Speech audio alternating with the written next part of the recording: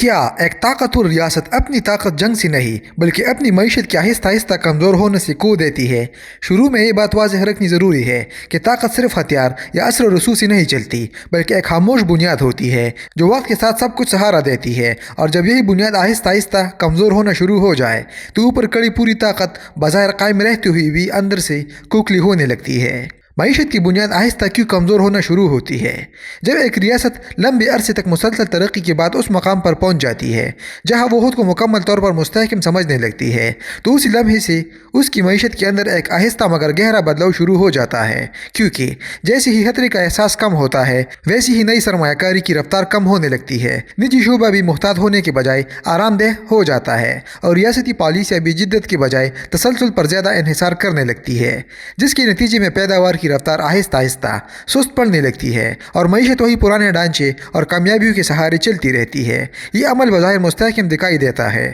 مگر اندر ہی اندر ایک خاموش کمزوری کو جنم دیتا ہے، کیونکہ جب نئی بنیادیں مضبوط نہیں ہوتی تو پرانی بنیادیں وقت کے ساتھ بوجھ اٹھانے کے قابل نہیں رہتے، اور جیسے جیسے یہ حالہ بڑھتا ہے ویسے ویسے دباؤ بھی بڑھنے لگتا ہے، جہاں ریاست کو اپنی موجودہ سطح برقرار رکھنے کے لیے پہلے سے زیادہ وسائل خرچ کرنا پڑتے ہیں۔ نتیجتاً ایک ایسا مرحلہ آتا ہے جہاں طاقت کو قائم رکھنے کی لاگت مسلسل بڑھتی جاتی ہے جبکہ معیشت کی اصل بنیاد سکڑتی چلی جاتی ہے، اور یہی تضاد مستقبل کے زوال کی بنیاد رکھ دیتا ہے۔ جب آمدنی اور اخراجات کا توازن بگڑتا ہے تو کیا ہوتا ہے؟ ایک مرحلہ ایسا آتا ہے جب ریاست کی آمدنی اور اخراجات کے درمیان وہ توازن برقرار نہیں رہتا جو پہلے کبھی اس کی طاقت کا سہارا ہوا کرتا تھا، کیونکہ وقت کے ساتھ جیسے جیسے ریاست اپنی طاقت کو قائم رکھنے کی کوشش کرتی ہے ویسے ویسے اس کے اخراجات میں مسلسل اضافہ ہوتا رہتا ہے، خاص طور پر دفاع، اندرونی نظام کو چلانے اور عالمی سطح پر اپنی موجودگی برقرار رکھنے کے لیے، اور یہ تمام اخراجات رکنے کے بجائے بڑھتی ہی جاتے ہیں۔ دوسری طرف معیشت اسی رفتار سے نہیں بڑھ رہی ہوتی،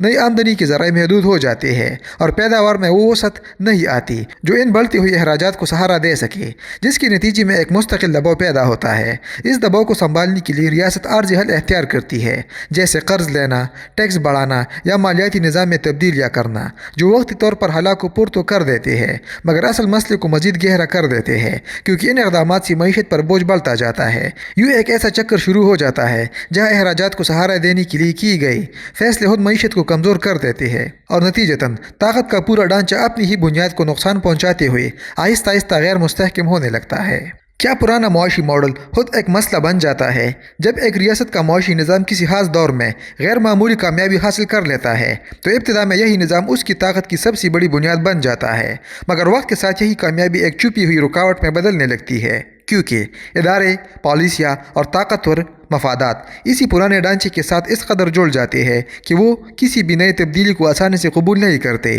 جیسے جیسے سال گزرتے ہیں یہ نظام اپنے آپ کو دہراتا رہتا ہے، نئی سوچ اور نئی طریقے پیچھے رہ جاتے ہیں اور معیشت ایک محدود دائرے میں چلنے لگتی ہے۔ دوسری طرف دنیا مسلسل بدل رہی ہوتی ہے، نئی معاشی رجحانات، نئی ٹیکنالوجی اور نئی ترجیحات سامنے آتی رہتی ہے، مگر یہ پرانا ماڈل ان تبدیلیوں کے ساتھ ہم آہنگ نہیں ہو پاتا،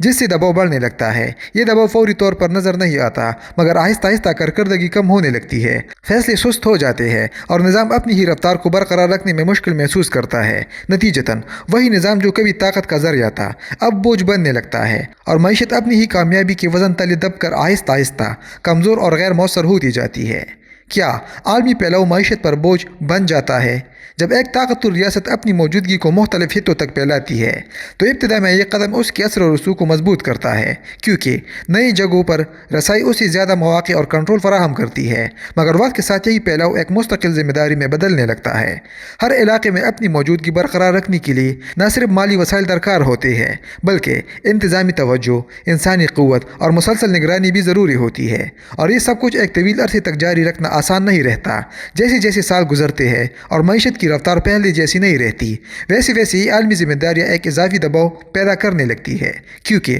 اب وسائل بڑھانے کے بجائے موجودہ سطح کو برقرار رکھنا ہی مشکل ہو جاتا ہے۔ اس مرحلے پر ریاست کے پاس محدود راستے رہ جاتے ہیں، یا تو وہ اپنی عالمی موجودگی کو کم کرے جس سے اس کا اثر کم ہوتا ہے، یا پھر وہ اسی پھیلاؤ کو برقرار رکھنے کے لیے مزید وسائل خرچ کرے جس سے معیشت پر بوجھ بڑھتا ہے۔ دونوں صورتوں میں ایک خاموش توازن بگڑنے لگتا ہے اور نتیجتاً وہی پھیلاؤ جو کبھی طاقت کی علامت تھا آہستہ آہستہ اسی طاقت کی بنیاد کو کمزور کرنے لگتا ہے۔ جب پیداوار کم اور مالیاتی نظام بڑا ہو جائے تو کیا اثر ہوتا ہے؟ ایک مرحلہ ایسا آتا ہے جب ریاست کی معیشت آہستہ آہستہ حقیقی پیداوار سے ہٹ کر مالیاتی سرگرمیوں کی طرف زیادہ جھکنے لگتی ہے، کیونکہ یہ راستہ نسبتاً آسان محسوس ہوتا ہے اور اس میں تیز منافع حاصل کرنے کے مواقع زیادہ ہوتے ہیں۔ چنانچہ سرمایہ کار بھی صنعت اور پیداوار کے بجائے مالیاتی شعبے کو ترجیح دینے لگتے ہیں۔ ابتدا میں یہ تبدیلی معیشت کو مضبوط دکھاتی ہے، اعداد و شمار بہتر نظر آتے ہیں اور سرگرمی میں تیزی محسوس ہوتی ہے، مگر وقت کے ساتھ اس کا دوسرا رخ سامنے آنے لگتا ہے، کیونکہ جب صنعت،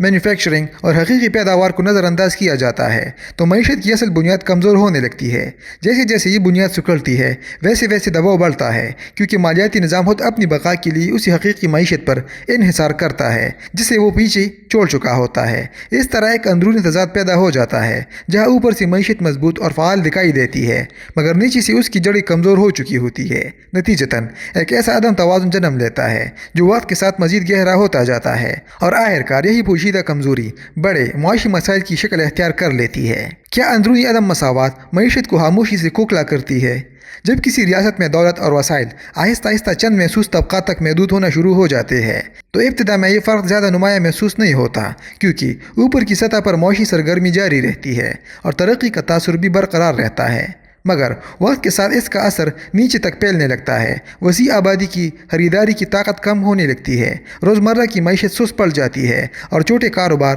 اور مقامی منڈیاں وہ رفتار برقرار نہیں رکھ پاتے جو ایک متوازن نظام میں ممکن ہوتی ہے۔ جیسے جیسے یہ حالہ بڑھتا ہے ویسے ویسے دباؤ بھی بڑھتا ہے، کیونکہ معیشت کا بڑا حصہ غیر فعال ہونے لگتا ہے اور ریاست کو اپنی مجموعی کارکردگی کو برقرار رکھنے کے لیے محدود وسائل پر زیادہ انحصار کرنا پڑتا ہے۔ اس عمل کے دوران ترقی کا فائدہ یکساں طور پر تقسیم نہیں ہوتا، جس سے معاشی سرگرمی کا دائرہ سکڑنے لگتا ہے اور نئی سرمایہ کاری بھی محدود ہو جاتی ہے۔ نتیجتاً معیشت اپنی پوری صلاحیت کے ساتھ کام نہیں کر پاتی اور ایک خاموش کمزوری جنم لیتی ہے جو وقت کے ساتھ مزید گہری ہوتی جاتی ہے، یہاں تک کہ طاقت کی بنیاد آہستہ آہستہ کمزور ہو کر اپنی ہی وزن تلے دبنے لگتی ہے۔ کیا قرض پر چلنے والی معیشت دیر پا طاقت کو متاثر کرتی ہے؟ جب ایک ریاست اپنی معیشت کو سنبھالنے اور موجودہ سطح کو برقرار رکھنے کے لیے بار بار قرض لینے پر انحصار کرنے لگتی ہے تو ابتدا میں یہ راستہ نسبتاً آسان اور فوری حل محسوس ہوتا ہے، کیونکہ اس سے وقتی طور پر مالی خلا پر ہو جاتا ہے اور نظام بغیر کسی بڑی رکاوٹ کے چلتا رہتا ہے،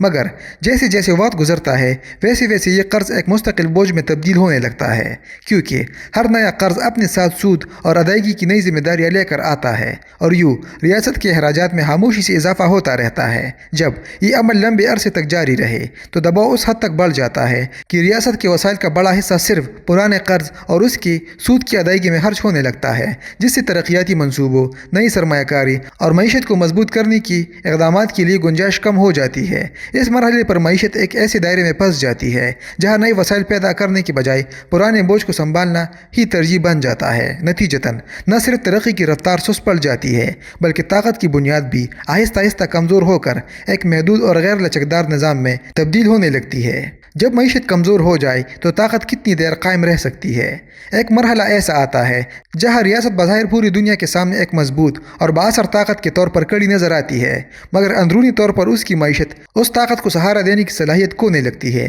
کیونکہ وسائل آہستہ آہستہ کم ہو رہے ہوتے ہیں، آمدنی کی رفتار سست پڑ چکی ہوتی ہے جبکہ اخراجات مسلسل بڑھتے جا رہے ہوتے ہیں اور یہ فرق وقت کے ساتھ مزید گہرا ہوتا جاتا ہے۔ اس دوران نظام پر ایک مستقل دباؤ قائم رہتا ہے جہاں ہر فیصلہ وقتی توازن برقرار رکھنے کے لیے لیا جاتا ہے، نہ کہ طویل مدتی مضبوطی کے لیے، اور یہی دباؤ ریاست کو ایسے موڑ پر لے آتا ہے جہاں اسے مشکل اور غیر مقبول فیصلے کرنے پڑتے ہیں۔ کبھی اسے اپنی عالمی موجودگی کم کرنی پڑتی ہے، کبھی ترجیحات بدلنی پڑتی ہے اور کبھی وہ ایسے شعبوں سے پیچھے ہٹتی ہے جہاں وہ پہلے غالب رہی ہوتی ہے، اور یہ سب کچھ بیک وقت اس کی طاقت کے دائرے کو محدود کرنے لگتا ہے۔ بظاہر یہ تبدیلیاں معمولی یا وقتی لگتی ہے، مگر حقیقت میں یہی وہ لمحے ہوتے ہیں جہاں طاقت کا توازن خاموشی سے بدل رہا ہوتا ہے اور زوال ایک عمل کی صورت اختیار کر چکا ہوتا ہے۔ اور آخر میں بات سیدھی ہے، کسی بھی بڑی طاقت کا زوال اچانک یا ایک ہی واقعے کا نتیجہ نہیں ہوتا، بلکہ یہ ایک طویل عمل ہوتا ہے جو معیشت کی بنیاد میں آنے والی چھوٹی چھوٹی کمزوریوں سے شروع ہوتا ہے،